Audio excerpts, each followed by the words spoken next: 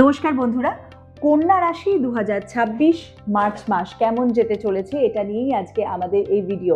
আপনারা সবাই কোথা থেকে এই ভিডিওটা দেখছেন, আপনার রাশি কি সেটা কিন্তু অবশ্যই কমেন্ট সেকশনে কমেন্ট করতে ভুলবেন না। নমস্কার, আমি অ্যাস্ট্রোলজার, বাস্তু কনসালটেন্ট এবং নিউমেরোলজিস্ট সুপর্ণা পালি যাদব।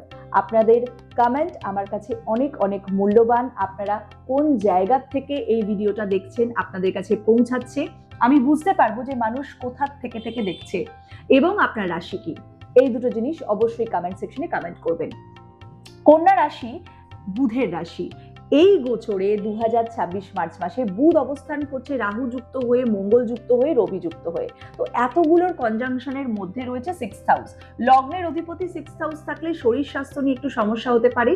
এবং কন্যা রাশিদের জন্য যেটা মেজর কনফিউশন, বুধ Rahu is always a decision making problem combination.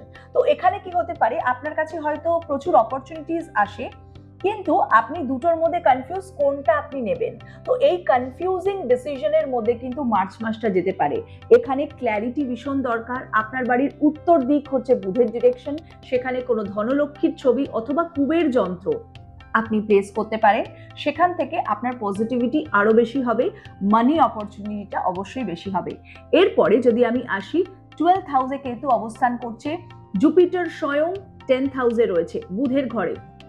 তো ইটস আ ফ্রেন্ডলি কম্বিনেশন। বোঝাই যাচ্ছে আপনার ওয়েলথ, প্রসপ্যারিটি এবং ফিনান্সিয়াল স্টেটাসে একটা ব্যালেন্স মেনটেন হবে। এরপরে শনি যেহেতু 7th হাউসে রয়েছে ভিনাসের সাথে, এখানে এটা হতে পারে যাদের বিয়ের জন্য কথা চলছে সেখানে কিছু ডিলে হতে পারে, বাট হবে। ইন্ডিভিজুয়াল জন্মছকের উপর ডিপেন্ড করছে যে আপনারও কিরকম পজিশন রয়েছে গ্রহের এবং দশা কি চলছে।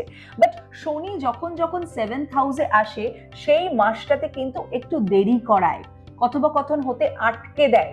এই প্রবলেমটা কিন্তু হয়তো প্রচুর মানুষ ফেস করবে। তবে ভয়ের কোনো ব্যাপার নেই, আপনারও কিন্তু সঠিক টাইমে সঠিক জিনিস হবে। আমি সবাইকে বলি বিয়ের ব্যাপারে যে দেরি হোক কিন্তু অবশ্যই ভালো হোক, ভালো না হলে প্রচন্ড মুশকিল। শুক্রের অবস্থান এখানে এমন ভাবে ইন্ডিকেট করছে যারা ইনোভেটিভ কোনো ইন্ডাস্ট্রির সাথে যুক্ত রয়েছেন, যারা কোনো রকম ভাবে টেকনিক্যাল লাইনের সাথে যুক্ত রয়েছেন, তাদের কিন্তু একটা হাইক বা প্রমোশনের চান্সেস থাকছে।